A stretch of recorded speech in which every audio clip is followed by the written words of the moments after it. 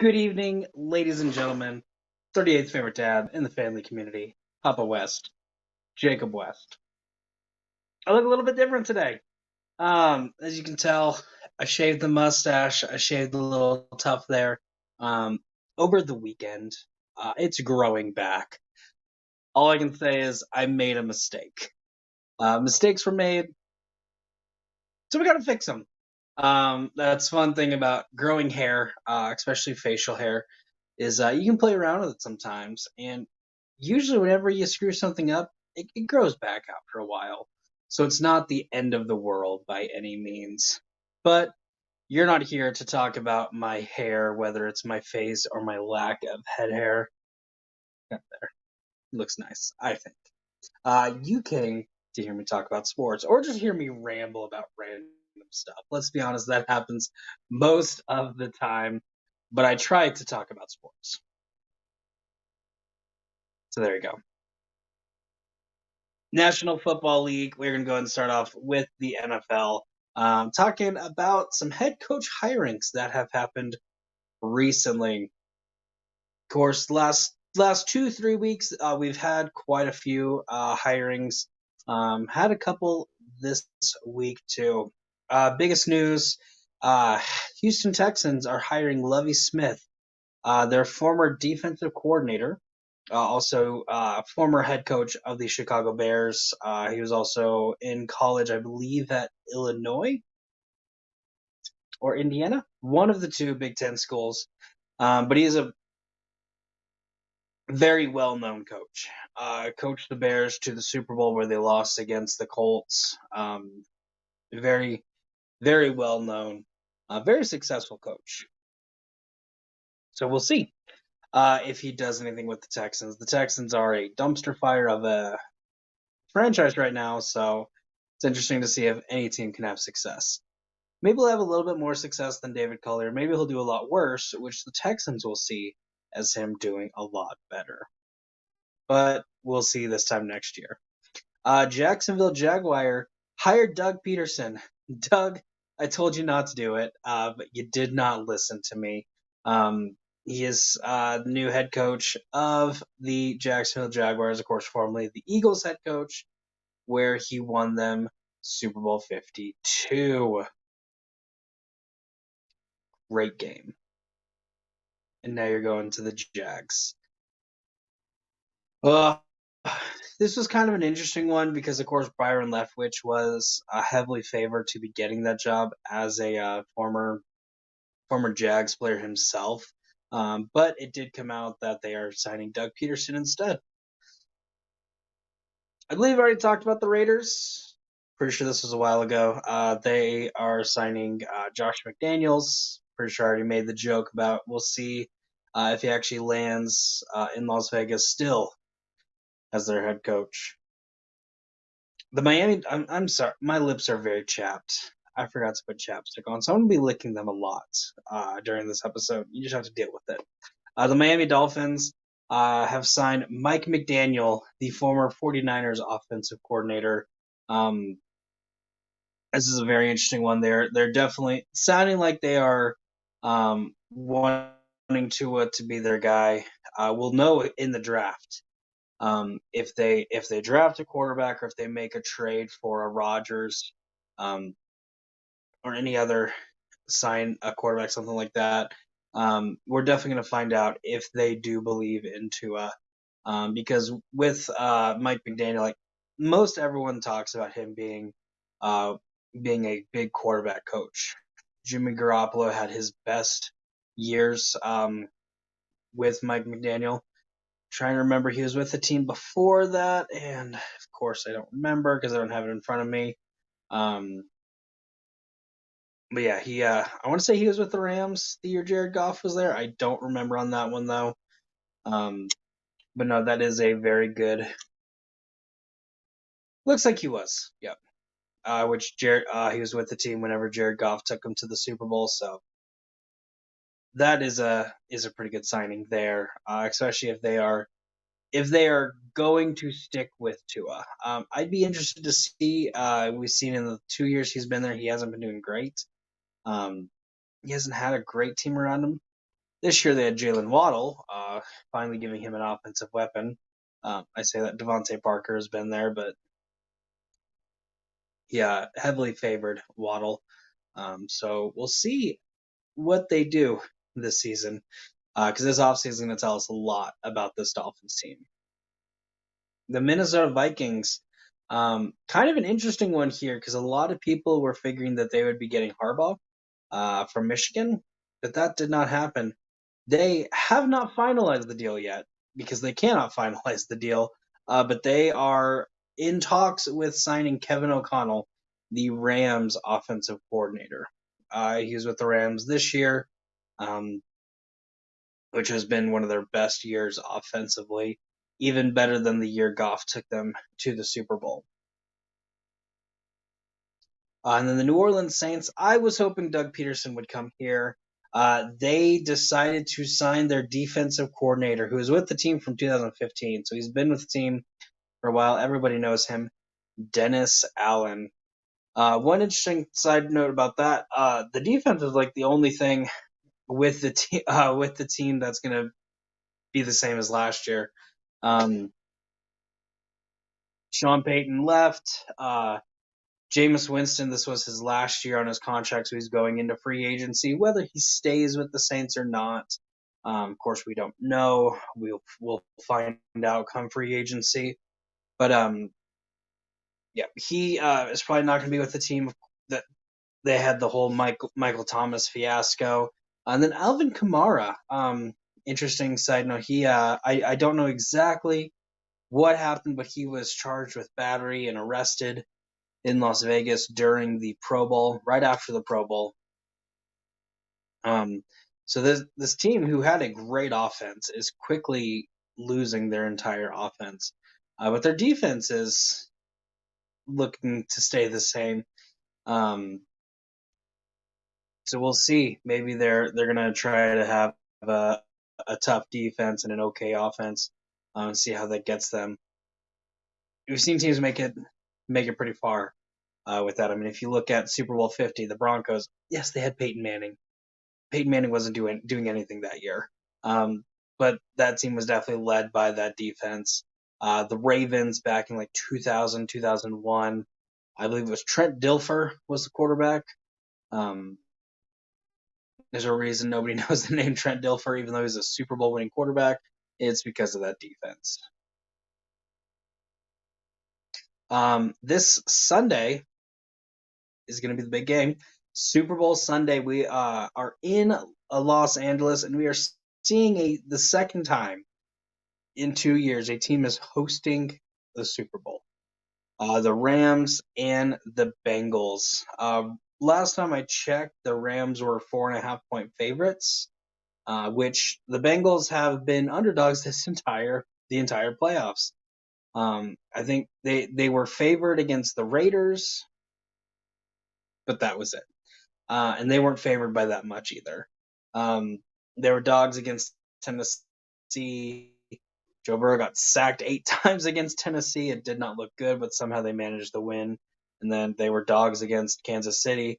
They were down 21-3 at halftime, and they came back. This Bengals team is very interesting to me. Joe Burrow has the most swag I've ever seen in a quarterback. Just straight up, hey, we're going to beat you, and you're going to be okay with that. Evan McPherson, their kicker. When's the last time we talked about a kicker? It was a punter for the Colts. Was the last time we talked about a kicker. This team is just a very interesting team. Most people didn't expect them to win their division. Of course, a lot of people picked the Ravens to do it. Lamar Jackson being out for most of the year probably kept them. Is the main reason why they didn't win the division. But definitely, maybe some people saw him winning against Raiders. I know I did.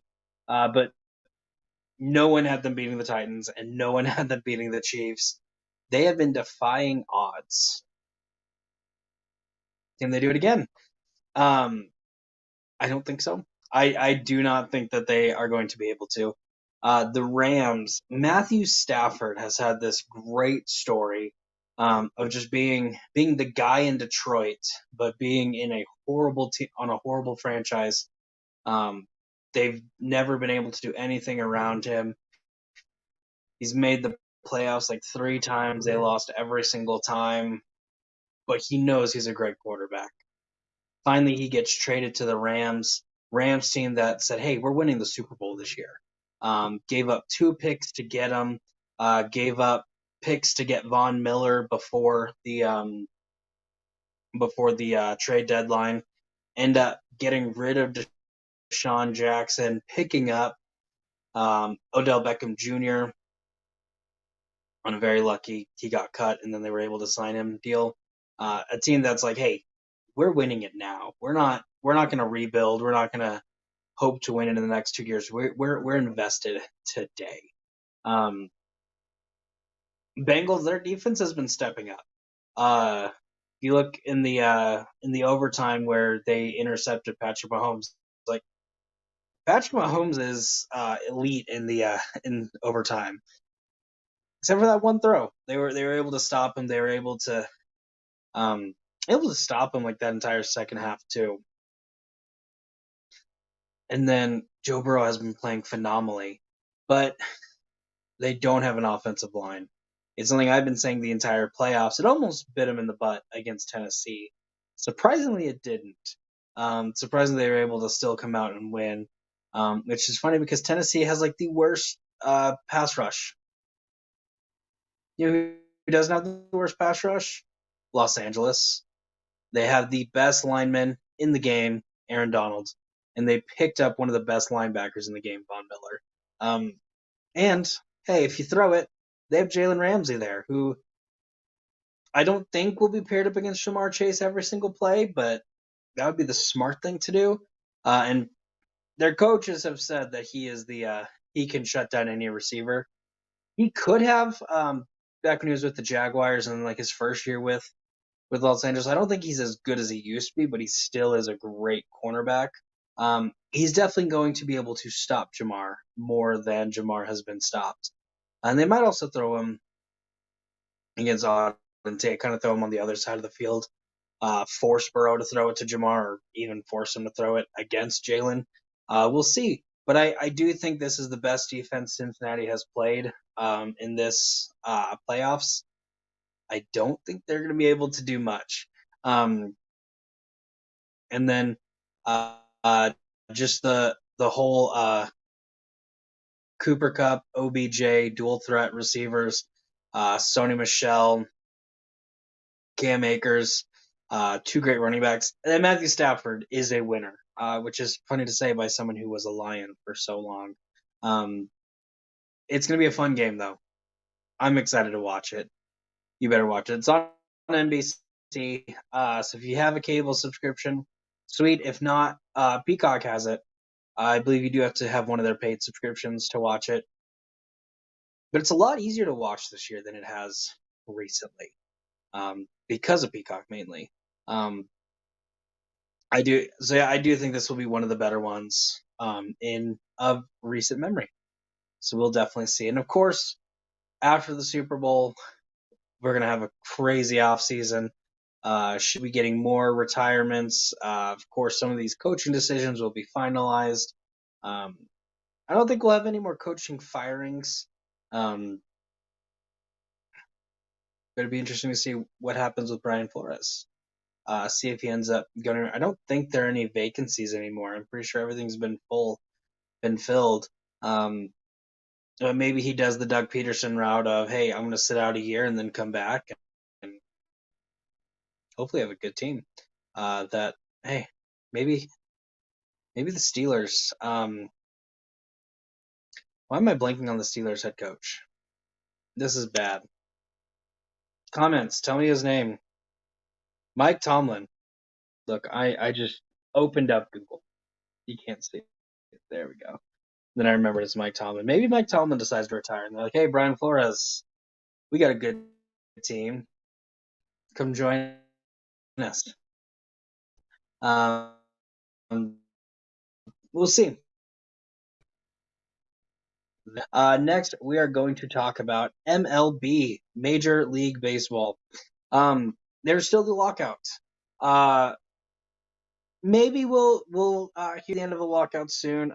During the owners' meeting, Rob Manfred did say missing games would be a disastrous outcome. Of course, he's the commissioner of baseball, so he's gonna say that. But again, hopefully, we will have baseball come the necessary time of baseball, which is actually kind of coming up. Spring training starts in March. Season, I believe, begins at end of March, sometime in April.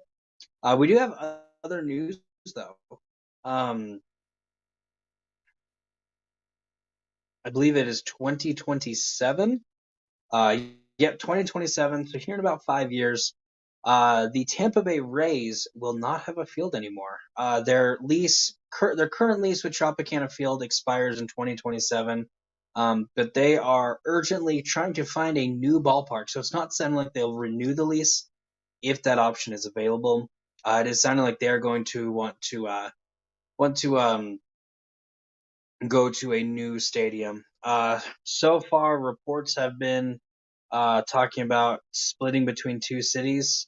Or no, they are scrapping the plan to split seasons between Florida and Montreal. It's like as soon as I read that, I was like, that's a little weird, but I'll say it anyway because that's what they're saying. No, they split that idea, which makes sense. I have also heard Orlando might be a possible landing spot for them, and leaving Tampa Bay, but we'll see. Again, that is in 5 years, so we'll definitely have more concrete plans in the next couple of years, but probably nothing major until then. We're going to kind of skip around a little bit based on what I normally do. I'm going to talk about some NCAA basketball. Again, we're getting close to the end of the season. We have like 2 months left.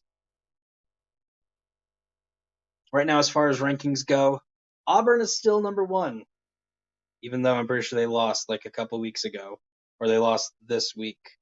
They're still number one. Gonzaga is still at number 2. Purdue is at number 3. Arizona's at 4. Kentucky is at 5. Houston's at 6. Duke is at 7. Kansas is at 8. Texas Tech is at 9. Baylor's at 10. Providence is at 11. UCLA is at 12. Illinois is at 13. Wisconsin's at 14. Villanova's at 15. Ohio State is at 16. Michigan State is at 17. Marquette is at 18. Tennessee is at 19. Texas is at 20. USC is at 21. I believe that St. Mary's is at 22. Murray State is at 23. Connecticut is at 24. And Xavier is at 25. On the outside looking in. And the reason I do the outside looking in is because usually if you're in like the top 30, you make the tournament. Outside of that, it's one of those, sometimes you make it, sometimes you don't. You really do the strength of schedule, stuff like that. So it doesn't necessarily matter being ranked. You just want to be up there. So on the outside looking in, we have Wyoming, Arkansas, Iowa State, Davidson, Boise State, Wake Forest, Alabama, Loyola Chicago, LSU, Indiana, Iowa, Oregon, San Francisco, Notre Dame, and the University of Ohio. Right now, we do have some games going on. Duke is playing Clemson. Duke is in the lead 49-40. Tennessee State is beating Murray State 31-23. Michigan is beating Purdue 22-18. Arizona is beating Washington State 16-12. St. Mary's is beating San Diego 17-9.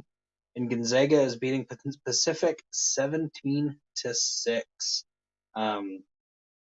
So some close games there. Those, of course, are the ranked teams that are playing. There are several teams who are not ranked. Auburn, like I said, did lose earlier to Arkansas. What day was that? I believe it was Tuesday. Yep, it was Tuesday. Arkansas did beat Auburn 80-76 in overtime. So they might not be number one come next week whenever the rankings come out. He still probably will though, because you have Gonzaga's at 2. Auburn has definitely had a better schedule and better play than Gonzaga, and plus they're only 22-1, so they will probably stay at number 1. But this might have some weird implications come the SEC tournament time.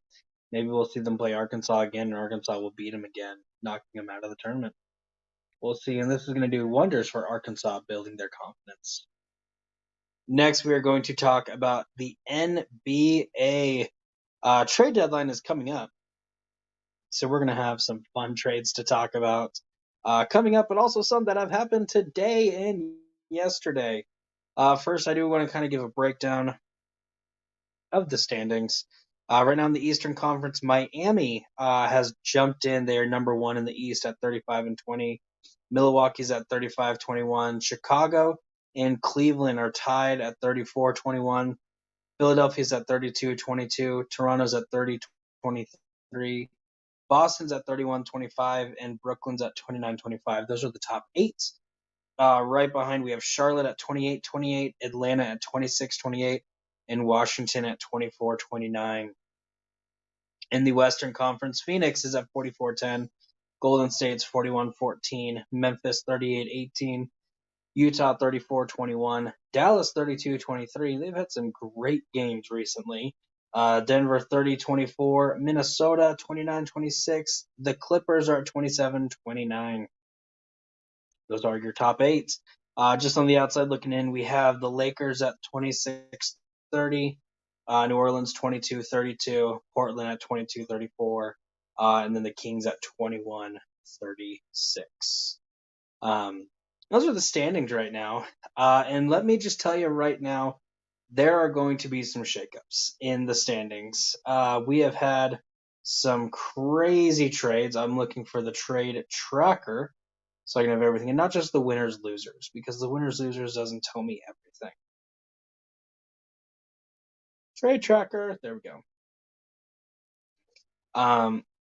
There have been some interesting ones. So we're going to start off February 10th, which is today. We're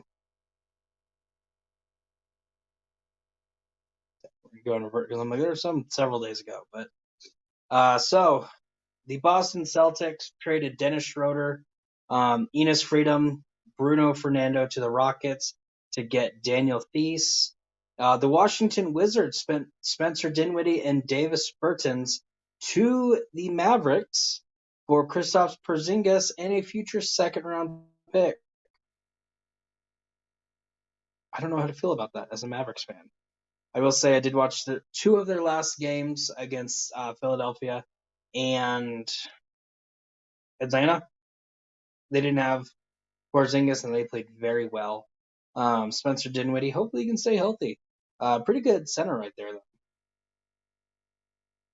though. The Charlotte Hornets sent Ish Smith and Vernon Casey Jr. to the Wizards, and they got Montrezl Harrell. The Phoenix Suns sent Jalen Smith and a future second-round pick to Indiana for Torrey Craig. The Boston Celtics sent Josh Richardson, Romeo Langford, a 2022 first-round pick, and then swapping rights on the 2028 first-round picks to San Antonio for Derek White. The Brooklyn Nets sent James Harden and Paul Millsap to the 76ers for Seth Curry, Andre Drummond, the 2022 first-round pick, 2027 first-round pick, and Ben Simmons. Ben Simmons is no longer in Philadelphia. He is now a Brooklyn Net. The Boston Celtics sent PJ Dozier, Bol, really tall guy, future second-round pick, and cash to Orlando for a future second-round pick. The Toronto Raptors sent Goran Dragic, future first-round pick, to San Antonio for Thaddeus Young, Drew Eubanks, and the 2022 second-round pick. The Milwaukee Bucks sent Devontae DiVincenzo, a very hard name, it's Italian, Trey Lyles, and Josh Jackson. This is a 4-team trade. I just looked at this one. So I'm just going to say what each team got, because I don't remember exactly who they're sending each player too. So the Milwaukee Bucks got Serge Ibaka, 2 future second-round picks, and cash. The Kings got Devontae, Italian guy, Trey Lyles, Josh Jackson. The Clippers got Rodney Hood, Semi Ojeleye, and the Pistons got Marvin Bagley III. The Miami Heat got a second-round pick from Oklahoma City in exchange for KZ Okpala, a 3-team trade. The Utah Jazz got Nickel Alexander Walker and Janko Hernan-Gomez. The Spurs got Tomas Satoransky and a second-round pick. And the Trailblazers got Joe Ingles, Elijah Hughes, and a second-round pick. I like Joe Ingles. He was with the Jazz. I think that's a bad loss, but we'll see how that goes for them. The Pacers sent Domantas Sabonis, Jeremy Lamb, and Justin Holiday in a second-round pick to the Sacramento Kings for Tyrese Halliburton, Buddy Hield, and Tristan Thompson. Buddy Hield and Tristan Thompson, 2 very big names there. The New Orleans Pelicans sent Josh Hart, Thomas Satoransky, Nickel Alexander Walker, Didi Lozada, 2022 first-round pick and 2 second-round picks to the Portland Trailblazers in return for Tony Snell, Larry Nance Jr., who I just found out was a Trailblazer a couple days ago, and CJ McCollum. So the Trailblazers are definitely in rebuild mode now. The Cleveland Cavaliers sent Ricky Rubio a first-round pick and 2 second-round picks, one 2022, one 2027, for Chris LeVert and a 2022 second-round pick. This was a trade with the Pacers. The Clippers sent Eric Bledsoe, Justice Winslow, Keon Johnson, and a future second-round pick to the Trailblazers for Robert Covington and Norman Powell. Another 3-team deal. The Boston Celtics got PJ Dozier and Bol Bol. Of course, I'm going in reverse order because they already got rid of both of those guys. Denver Nuggets got Brian Forbes, and the Spurs got Yancho Hernan-Gomez, which they got rid of. Which is funny going in reverse order because the Detroit Pistons